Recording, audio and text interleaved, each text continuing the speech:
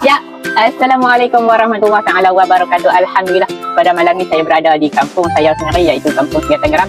Jadi malam ni saya nak review sikit dua menu, iaitu popiah cheese dan popiah cheese susu. Dari mak melaka saya buat. Yang mana yang nak dapatkan dua menu popiah ni boleh dapat di kampung Segar Tenggara. Nanti saya akan share lokasi dekat sini. Jadi yang mana yang nak dapat lagi sekali popiah cheese dan popiah cheese susu kan. Saya akan hantar nombor di bawah ni. Jadi yang mana yang tengok video ni, tolong di follow sekarang TikTok saya ni, AM. Di follow cepat. Jadi pada malam ni saya nak review sikit dua menu, iaitu popiah cheese dan popiah cheese susu. Okey, jadi yang mana yang nak dapatkan popiah cheese ni boleh dapat dekat Ukok Masjid Al-Busra Mabuk. Jadi yang boleh dapat ni, kami dah letak ni. Tadi kita beritahu harga lain.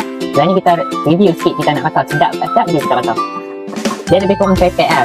Jadi kita rasa. Bismillahirrahmanirrahim. Dalam dia hampa tengok ni, dia ada cheese. Ni, hampa tengok ni, dia ada cheese. Makan pun ni.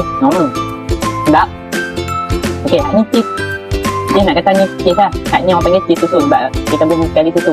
Jadi kita rasa pula susu macam mana. Ni kita rasa. Bismillah. Dua-dua pun sedap. Alhamdulillah, hampa tengok ni. Ni cheese susu. Dia buat cheese susu. Ni dari kulit popiah. Mak mereka saya buat. Abang boleh dapat di kampung Segar Tenggara. Nanti saya akan share lokasi kat sini. Yang dapat popiah ni, dua balang ni boleh dapat ni. Dia macam ni, kalau full dia macam ni. Dia ada balang sak pun harga lain. Nanti saya akan review balik. Jadi stok balang sak tak ada lagi lah. Ni saya nak beritahu ni, tengok ni. Dua balang dia akan ni macam ni. Kami akan put. Bukan tudung dah, insyaAllah. Dia pun akan buat stiker lah. Stiker kat atas ni. Ni saya nak pergi, nak suruh hang review lah. Sebab hang main rumah aku. Nak suruh hang review lah produk ni. Maknanya kita buat jual ni kau. Satu balang ni RM8. Satu balang ni RM8. Kita nak rasa mak. Sedap tak sedap? Kita bagi dia rasa. Dia mai jauh. Dari Mabuk mai ke kampung Segar Tenggara. Dia mai jauh. Kita bagi dia rasa. Okey. Sedap lah. Sedap. Tengok kamera. Agak tak nak tidur berapa bintang? Ini rasanya ni 5 bintang. 5 bintang. Dia rasa apa? Dia rasa apa ni? Try rasa ni. Ni dia rasa susu. Okey. Ni try. Dia rasa apa? Dia main jauh. Main kat muka. Ini rasa cheese. Ini dia rasa cheese. Ini dia rasa susu.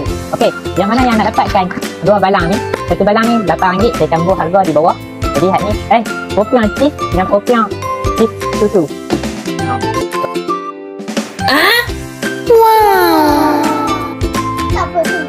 Jadi pada malam ni saya nak bagi dua orang budak ni bagi depa rasa. Salah satu ni. Ni tolong rasa ni. Macam mana? Rasa tak sedap tak sedap? Sudah komen tengok bang. Rasa dulu.